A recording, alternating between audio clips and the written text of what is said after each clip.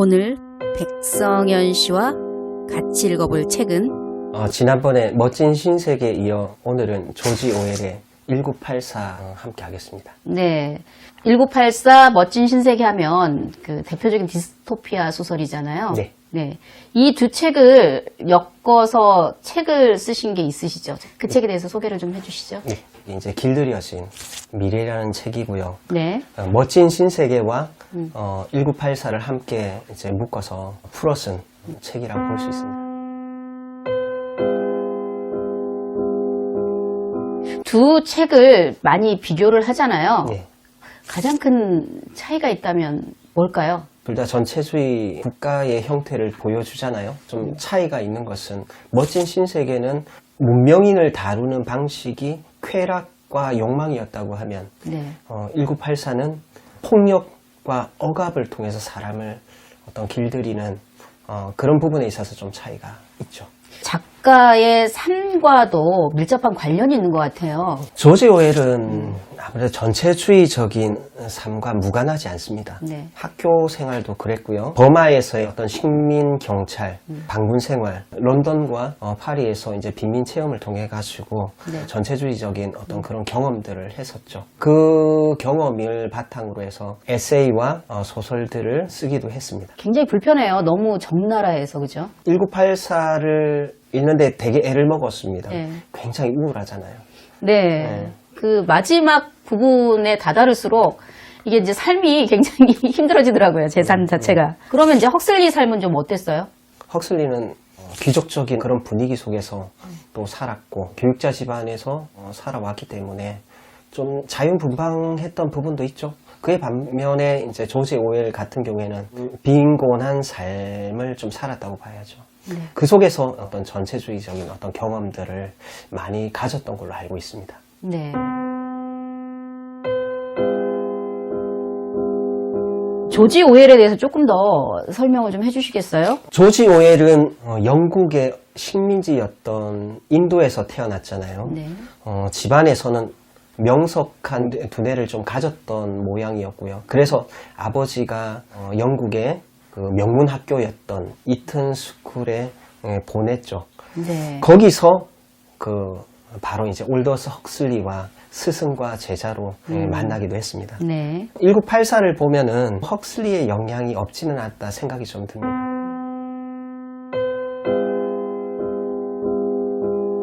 1984에 대해서 간단히 말씀을 좀 해주시겠어요?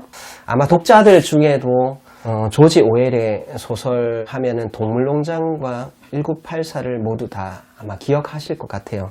재미있는 사실은 공교롭게도 두 소설은 안 읽었지만 읽은 것 같은 착각. 소설로, 그렇죠. 착각이죠. 네. 소설로 많이 알려져 있는 작품이기도 합니다. 특히 1984에서 이제 빅브라더라는 어떤 개념이 현재 우리 널리 사용되고 있잖아요. 그렇죠. 가끔 감시, 감찰, 통제라는 이야기가 나올 때마다 매번 기사에서 이제 언급하는 단어가 빅브라더가 아닐까 생각이 듭니다. 네, 1984 배경이 되는 곳이 가상의 국가 오세아니아예요. 전체주의 국가라고 할 수가 있는데요. 오늘날 특히 이 전체주의에 주목할 필요가 있을까요? 개인은 철저하게 전체를 위해서 존재한다는 개념이 전체주의라고 할 수 있지 않습니까? 네. 이와 같은 전체주의 양상은 1984에서 보는 것과 같이 개인을 감시하고 통제하고 탄압하는 폭력성을 보여주고 있습니다. 네. 저는 전체주의는 과거의 역사로 끝난 것은 아니라고 생각합니다.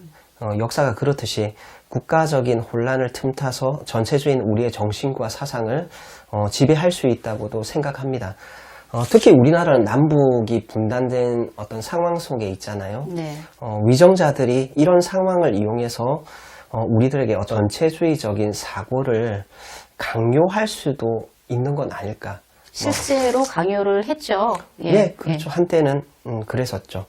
그리고 우리의 실생활 속에서 우리가 소속된 학교나 직장에서 특정한 이념이 어떤 개인보다 우선될 때 전체주의 사상은 얼마든지 조직이나 사회 속에 스며들 수 있다고도 생각합니다. 그래서 우리 일상에서 늘 경계해야 되는 것은 아닐까 뭐 그런 생각을 해보았습니다. 나치가 발현했던 상황이 바로 그런 상황이었거든요. 경제적으로 무너져가는 독일 사회를 그 나치가 나타나서 한 큐에 해결할 수 있는 희망을 줬기 때문에 모든 국민이 이제 그쪽으로 달려갔지 않았나. 비슷한 상황이 오면 우리는 이제 두 눈을 좀 부릅뜨고 예, 감시를 좀 해야 될 것 같습니다. 동일합니다. 네. 그 주인공 윈스턴이 철저하게 감시를 당하고 있어요. 전체주의가 개인을 감시하고 통제하려는 의도가 궁금합니다. 사실 생각이 다양하면 하나로 모으기가 좀 어렵지 않습니까? 어렵죠. 전체주의란 생각이 하나 된 상태, 또 생각이 지배된 상태를 의미하는 것이라고 한다면 개인을 감시하고 통제하려는 의도는 다른 생각을 하지 못하게 하는 것은 아닐까, 뭐 그런 생각을 해보았습니다. 여기선 다른 생각이라 하면 정부와 반대되는 생각이 되겠죠. 다양한 생각을 못하게 한다는 거잖아요. 예. 그러한 방편의 하나로서 언어를 통제하잖아요. 언어를 단순화시키고 있잖아요. 예를 들어서 뭐 좋은, 굿의 반대말이 bad가 아닌 ungood 이런 식으로. 그러니까 다양한 형용사들을 이제 제거함으로써 다양한 사고가 가능하지 못하도록 이렇게 단순화시키는 작업을 하고 있는 대목이 굉장히 인상 깊었거든요. 구어와 이제 신어라는 말이 나오잖아요. 이제 구어는 다양한 어떤 표현들을 가지고 있는 언어라고 한다면 신어는 단순화된 이제 언어를 이제 만들게 되었는데 저는 그 부분에 있어서 구어가 가지는 저는 힘이 있다고 생각해요.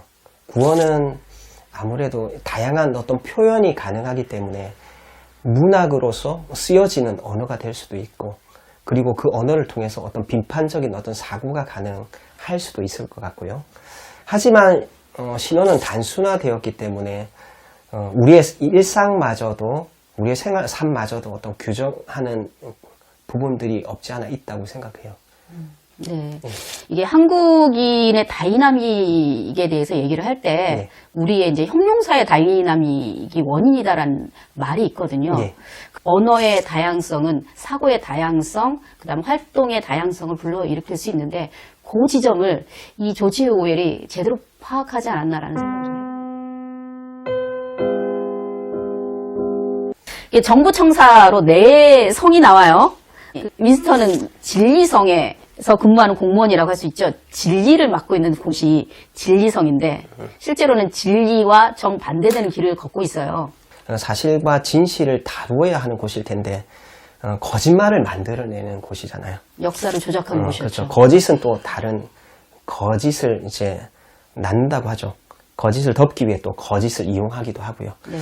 그리고 이제 당의 이제 슬로건을 보면은 전쟁은 평화, 자유는 예소, 무지는 힘. 저는 이런 생각이 들더라고요. 그 평화롭게만 보이는 우리의 일상이 곧 전쟁이 아닐까 하는 생각이요. 그렇다고 보면은 실제로 평화도 전쟁이 될 수 있다는 생각이 좀 들기도 하고요. 네. 전쟁 시에 평화로운 지대들이 있을 수가 있어요. 우리나라가 치안율이 높잖아요. 그게 이제 북한하고 대치 중이잖아요. 그렇기 때문에 이 치안이 좋다라는 얘기가 있거든요.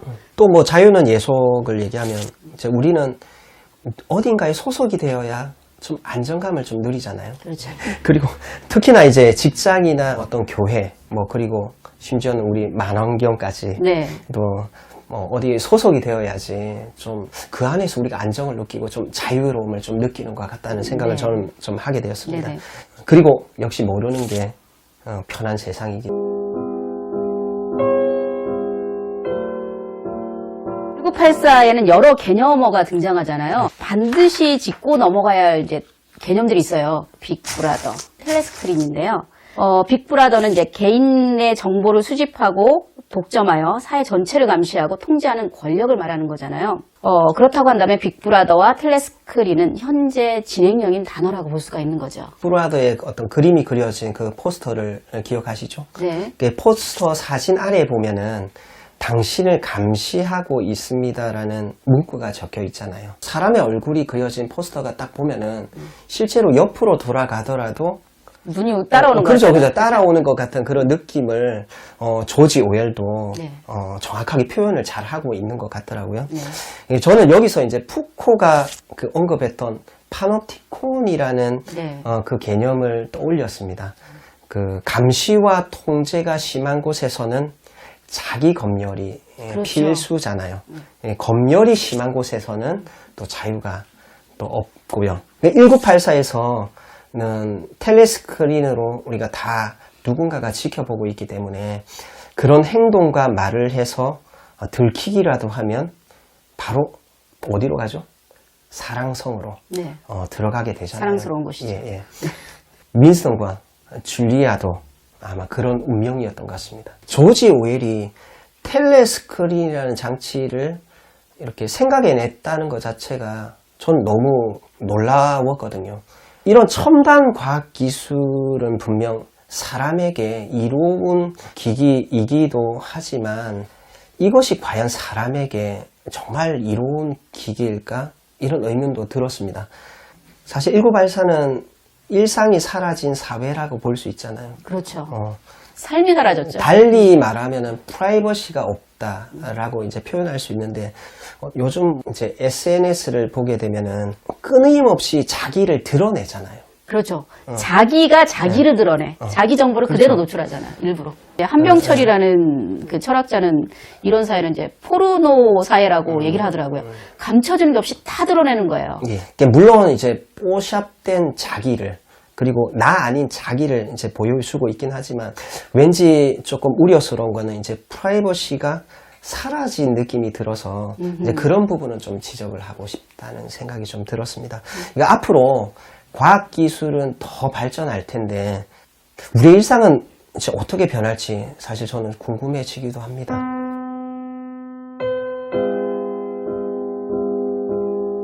이 이제 독특한 개념 중에 하나가 이중사고라는 개념이 계속 나와요. 그죠? 슬로건도 그렇고. 그 이중사고라는 말을 어떻게 이해하셨나요? 이중사고라는 말 하기도 하고 혹은 현실 제어라고 나와 있기도 하죠. 네. 이중사고란 모순을 극복하는 방법, 그 체계라고 저는 말하고 싶은데요. 그게 극복인가요? 이 사회에서만큼은 적어도 이제 극복하는 것과 같죠. 이 오세아니아에서는. 네, 그렇죠. 네. 예. 이를테면 2 더하기 2는 4. 4죠. 당연한 결과지만 누군가가 2 더하기 2는 5라고 말한다면 산술적으로 생각하면은 그렇죠. 사실 받아들이기 어려운 답인데 하지만 매나 고문이 네. 등장한다면 장사가 있을까요? 그렇죠. 그러니까 이렇다고 보면 1984는 상식이 통하지 않는 세상이라는 생각이 들고요. 네. 또 힘과 소리가 크면 네. 또 장땡이라는 생각도 듭니다. 저는 이중사고를 어떻게 이해를 하고 있냐면 2 더하기 2가 5가 될 수 있는 것은 우리가 믿음의 관점에서 본다면 충분히 믿을 수도 있죠. 있겠다는 생각이 듭니다. 일종의 세뇌인 거죠. 네. 그렇게 보면은 이중사고는 세뇌라고 보시면 되겠죠. 네. 이것이 바로 1984 오세아니아 국가, 전체주의 국가에서 사람들을 길들이는 방식이 아닐까 생각이 듭니다.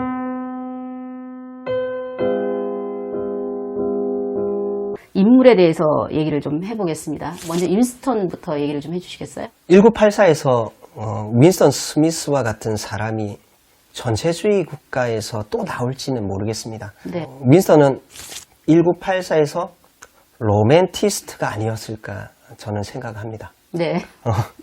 그는 일기를 쓰죠. 과거를 추억하죠. 네. 그리고 사랑을 하죠. 네. 이 정도면 감성이 풍부한 사람 아닐까요? 하지만 그런 행위는 이 전체주의 국가에서는 금지된 것이죠. 저는 이게 정부에 대한 반기, 반혁명으로 이것을 느꼈는데 금지하는 것을 행동함으로써 정황한다고 저는 생각을 했었습니다.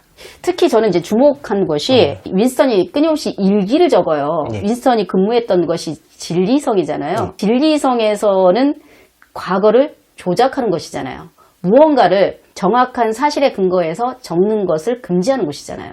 그런데 이제 이 윈스턴은 그 자기가 느꼈던 그 하루에 대해서 사실에 근거해서 경험의 바탕으로 해서 적어나가는 작업을 하고 있잖아요. 네. 이제 그것이 아마 더 이 전체주의하고 다른 인물이 되는 길로 나아가지 않았나라는 생각을 하거든요. 자아반성적인 인물이잖아요.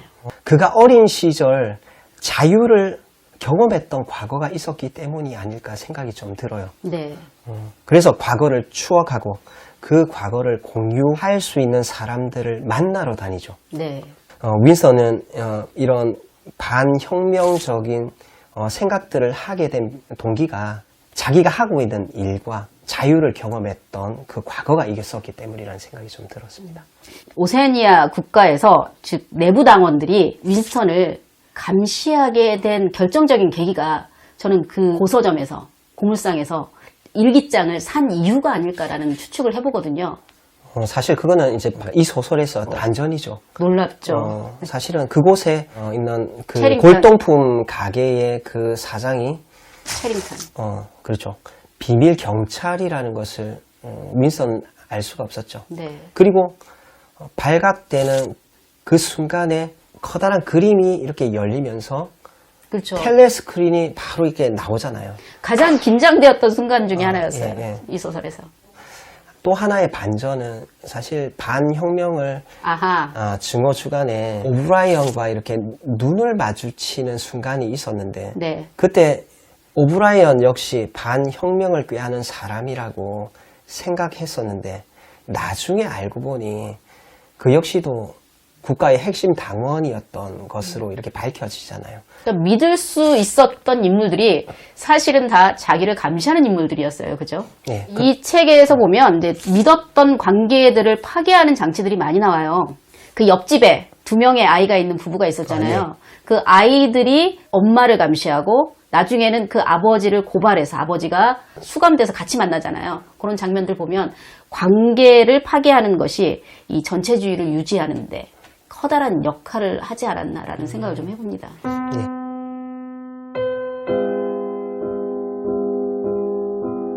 줄리아 굉장히 좀 사랑스러운 인물이었거든요. 그 겉으로는 전체주의에 충실한 것 같지만 그 내면에는 반역과 혁명을 꿈꾸고 있는 아주 사랑스러운 인물이기도 하는데 그 당시에 이제 청년들의 자화상이라고도 볼 수가 있을 것 같아요. 줄리아는 저는 오늘날의 20대의 모습과 크게 다르지 않다고 생각을 했었어요. 어떤 면에서 그렇죠? 부당하고 이제 불합리한 사회를 향해서 저항하지 못하죠. 사실 윈스턴을 만나기 전까지는. 적극적인 저항이 안 되죠. 그렇죠. 요즘 어떤 노력하는 청년들의 어떤 자화상이 좀 느껴지기도 하는 인물이기도 했습니다. 하지만 그 이후에 이제 윈스턴을 만나고 반혁명에 어떤 가담하게도 됐는데 어쨌든 결과는 조금 안 좋아서 좀 안타까웠습니다. 네.